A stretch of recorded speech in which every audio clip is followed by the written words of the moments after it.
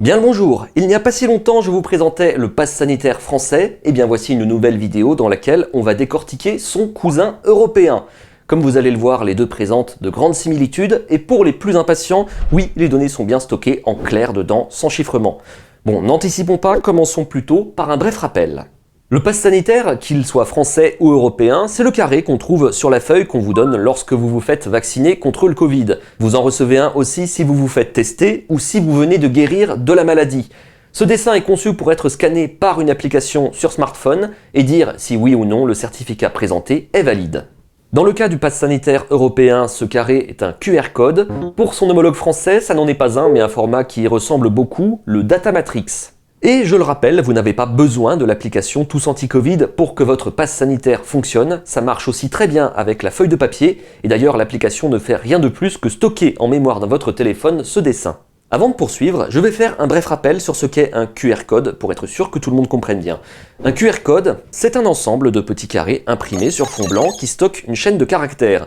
Comme vous le savez sûrement, les ordinateurs travaillent avec des 0 et des 1, en binaire en fait. Groupés par 8, ces 0 et 1 forment des nombres, on parle d'octets. Et du coup, on les représente avec les carrés. Après, on ajoute simplement quelques marques de synchronisation pour aider l'appareil à trouver le code, et le tour est joué. Justement, allons-y. Je pense que vous bouillez d'impatience de découvrir le pass sanitaire européen. En voici un exemple que j'ai réalisé en fonction de ce que j'ai pu déterminer avec le mien. On scanne le QR code. Voilà. Et d'emblée, on remarque que c'est un peu plus compliqué que le français. Alors que là, on voyait les données s'afficher, ici, on se retrouve avec une chaîne de caractères, semble-t-il, aléatoire. Qu'on ne s'y trompe pas, il n'est pas chiffré non plus. J'ai pu décoder tout ça à l'aide de la documentation européenne, certes en anglais, mais très fournie. Déjà, au tout début, on a les caractères HC1 2 points pour Health Certificate version 1, et ensuite, toujours d'après la doc, viennent les données. Et si elles ont l'air bizarres, c'est parce qu'elles sont compressées pour prendre moins de place et encodées dans un format spécial nommé base 45. Il suffit d'appliquer les opérations inverses à la chaîne de caractères avec par exemple un petit programme en Python, un langage de programmation, et miracle, les données apparaissent. On retrouve au moins le nom, le prénom et la date de naissance. Notez, et j'insiste bien là-dessus, qu'il ne s'agit pas de chiffrement. À aucun moment n'intervient une quelconque clé de chiffrement. C'est un peu comme si vous faisiez vos courses avec une liste écrite en chinois. Avec n'importe quel logiciel de traduction, on retrouve les mots en français. Et bien là, c'est presque pareil. Maintenant, il reste encore pas mal de données assez obscures. Une fois de plus, la documentation m'a bien aidé, et en fait, le fonctionnement est le même que pour le pass sanitaire français. Vous vous souvenez? On a les données en clair, et ensuite une version résumée des données, chiffrée avec une clé privée, appelée signature. Cette signature ne peut être déchiffrée qu'avec une clé publique. Comme ça, on compare le résultat avec les données présentes dans le pass sanitaire, et on s'assure qu'elles sont justes. La clé privée est secrète et ne peut servir qu'à chiffrer, et la clé publique est publique et ne sert qu'à déchiffrer. Elle ne peut pas chiffrer, et justement c'est ça qui garantit qu'on ne puisse pas fabriquer de faux certificats. Voilà, j'ai résumé rapidement, n'hésitez pas à aller voir la précédente vidéo pour plus de détails. Dans le cas du pass sanitaire européen, tout ça est organisé en un mélange d'encodage appelé CBOR et COSE pour Concise Binary Object Representation et CBOR Object Signing and Encryption. Super accent. C'est pas hyper captivant, alors je ne vais pas trop détailler tout ça, sachez juste que ce sont des formats de représentation de données parfaitement compréhensibles par les ordinateurs. Enfin, et toujours d'après la documentation, beaucoup de champs sont représentés par des identifiants qu'il faut associer à la bonne donnée. Par exemple, dans le champ fabricant, on peut trouver quelque chose comme org-100001699 qu'il faut traduire par AstraZeneca. Les listes complètes des associations sont disponibles en ligne. Donc il suffit de mettre à jour mon programme et de lui donner en entrée les données récupérées avec l'application de scan. Je les copie dans le presse-papier et je vous fais la démonstration. Voilà.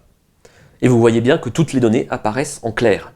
D'ailleurs, si vous voulez vous amuser, je vous mets le programme en ligne pour que vous puissiez refaire ces expériences. Alors bien sûr, n'allez pas faire ça sur le pass sanitaire de quelqu'un d'autre sans son consentement.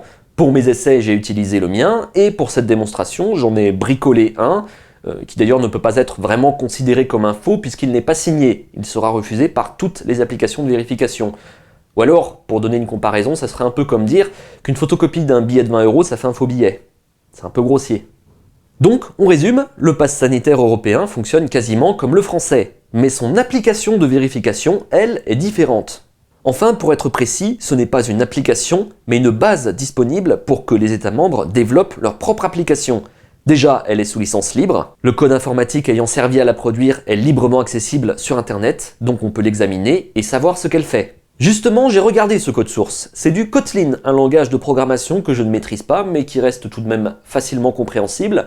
De ce que j'ai vu, cette application effectue ses vérifications en local, sans avoir besoin d'internet. D'ailleurs, ceci est corroboré par un document décrivant les spécifications du passeport sanitaire européen, et notez que ce n'était pas le cas de la première version de l'application française Tous Anti-Covid Vérif. L'application de vérification proposée par le gouvernement, appelée Tous Anti-Covid Vérif, impose d'être connecté à Internet pour le scan.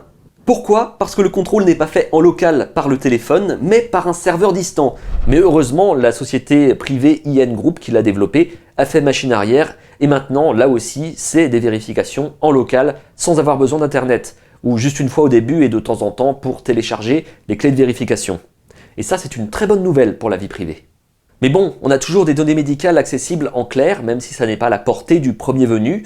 Donc, et comme c'est précisé sur la feuille de la version européenne, je vous suggère d'être très prudent avec votre passe sanitaire, de l'exposer le moins possible, et surtout, de ne pas vous prendre en photo avec sur les réseaux sociaux. Oui, il y en a qui le font. Et je voudrais faire aussi une spéciale dédicace à tous les articles de presse en ligne qui choisissent une belle photo d'illustration avec un joli QR code bien valide et bien en évidence. C'est super.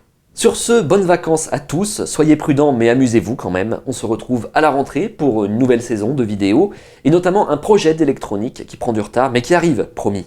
À bientôt!